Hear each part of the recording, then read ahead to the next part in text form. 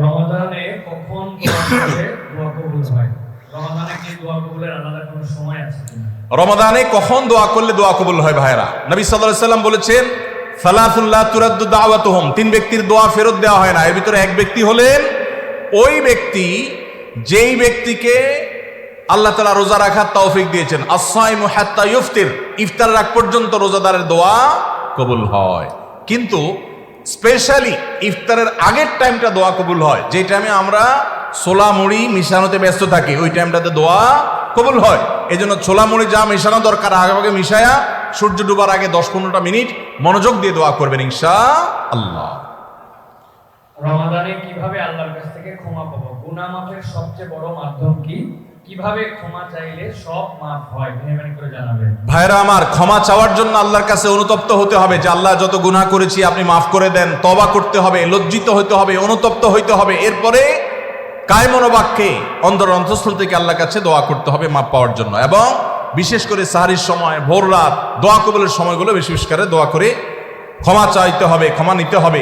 ইফতারের আগ মুহূর্তটা এটা দোয়া কবুলের সময়, তবে সেই মুহূর্তটা বিশেষভাবে দোয়া কবুল করতে হবে। দোয়া কবুলের যে শর্তগুলো আছে, হালাল উপার্জন, কায়মন বাক্যে দোয়া করা, মনোযোগের সাথে দোয়া করা, চোখের পানি ফেলে দোয়া করা, সেগুলো করলে আশা করা যায় আল্লাহ তাআলা ক্ষমার দোয়াও কবুল করবেন। আমি একজন ট্রাক ড্রাইভার, আমার পরিবার এবং সন্তান আছে, কিন্তু আমার স্ত্রী আমার কথা শোনে না। আমার করণীয় কি? ভাইরা আমার, মা বোনরা স্বামীদের কথা না শোনা, স্ত্রীরা স্বামীদের কথা না শোনা, এটা একটা ব্যাধিতে পরিণত হয়েছে। পশ্চিমাদের মুখরোচক স্লোগানে আমাদের অনেক মুসলিম নারীরা বিভ্রান্ত হয়ে গেছেন। মনে রাখবেন, কোন নারী যত রকম ইবাদত বন্দেগী করুক, তিনি যদি স্বামীর সাথে সবসময় আড়াআড়ি করা, স্বামীকে ইগনোর করা, তাকে অমান্য করার মানসিকতা তার মধ্যে তৈরি হয়, তাহলে তিনি কখনো নেককার মুসলিম নারী হতে পারেন না। যে ভাই প্রশ্ন করেছেন তাকে বলবো, বিয়ের আগে এটা ভাবা দরকার ছিল যে এই মেয়ের মধ্যে আল্লাহর ভয় আছে কিনা। যদি কেউ মুত্তাকি হয়ে থাকে, সত্যিকারে মুসলিম হয়, আল্লাহ ভীরু হয়, তিনি কখনো স্বামীর অবাধ্য হতে পারেন না। কোনো বিষয় নিয়ে মনোমালিন্য হতে পারে, মতভিন্ন হতে পারে, কিন্তু তাই বলে অবাধ্য হওয়া যেটা বলে সেটা হতে পারে না। এখন এই বোনকে আপনি মোটিভেশন দেন, তাকে ভালো মুসলমান বানাবার চেষ্টা করেন। আপনার কথা শোনানোর চাইতে তাকে আল্লাহর আনুগত্য করেন, আল্লাহর আনুগত্যে আনেন। আল্লাহর আনুগত্যে আসলে সে স্বামীর কথা এমনি শুনবে ইনশাআল্লাহ। শেষ করি, মনে হয় সময় অনেক হয়েছে। ভাই ধরো চলে যাচ্ছে। প্রশ্ন মোহাম্মদ আলী ভাই দিবে, আমি আচ্ছা দেখ জি। পরিচিত এক হিন্দু বোনের প্রশ্ন, যে সন্তানটা মুসলিম বাবা মার ঘরে জন্ম হয় সে সাধারণত মুসলিম হিসেবে জীবন অতিবাহিত করে, আর যে সন্তান হিন্দু বাবা মার ঘরে জন্ম নেয় সে সনাতনী ধর্মে দীক্ষিত হয়। এতে মানুষের তো কোনো হাত নেই, স্রষ্টার চাওয়াতেই তো সে হিন্দু ঘরে জন্ম নিয়েছে। মুসলমান না হলে তাকে কেন জাহান্নামে যেতে হবে? তার জন্য ধর্মান্তরিত হওয়া কি সহজ কথা? ঠিকানা দেবিদ্বার, কুমিল্লা।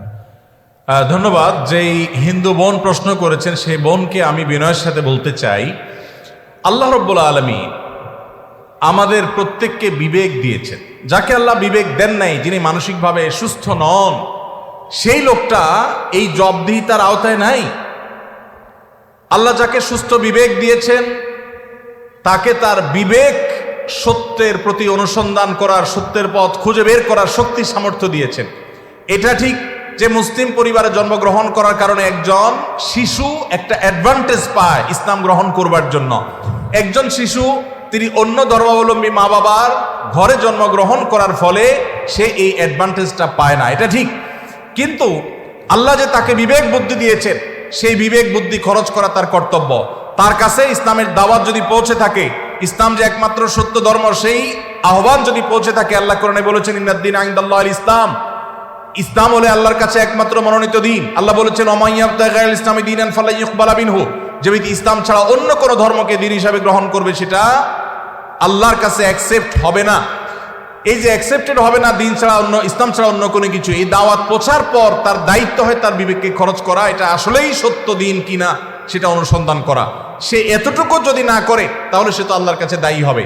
হ্যাঁ, যেটা আপনি বলেছেন যে অমুসলিম পরিবারে জন্মগ্রহণ করে ইসলাম গ্রহণ করা কি সহজ কাজ? না, সহজ কাজ না, কঠিন কাজ। আর এই কঠিন কাজের জন্যই তো তার বিনিময় এত বেশি যে সে যত পাপ করেছে আল্লাহ তাআলা এই কঠিন কাজটা করার কারণে তার সব মাফ করে দিবে। আল ইসলামু ইয়াহদিমু মা কানা ক্বাবলাহু, ইসলামের আগে সবগুলো আল্লাহ তাআলা মাফ করে দিবেন, কারণ সেই কঠিন কাজটা করেছে। মুসলমানকে তো এরকম আল্লাহ তাআলা তার পুরো প্রোফাইল ডিলিট করে দেওয়ার মতো কথা বলেন নেই।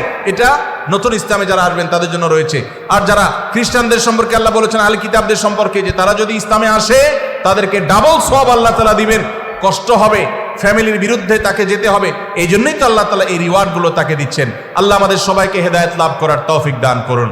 কাউকে আল্লাহ তাআলা মুসলিম বাবা মার ঘরে জন্মগ্রহণ করিয়ে অ্যাডভান্টেজ দিয়েছেন, কাউকে আল্লাহ তাআলা মুসলিম সোসাইটির মধ্যে রেখে অ্যাডভান্টেজ দিয়েছেন, কাউকে আল্লাহ বিবেক বুদ্ধিতে শার্প রেখে তাকে অ্যাডভান্টেজ দিয়েছেন। অ্যাডভান্টেজ সবাই কম বেশি পাচ্ছে।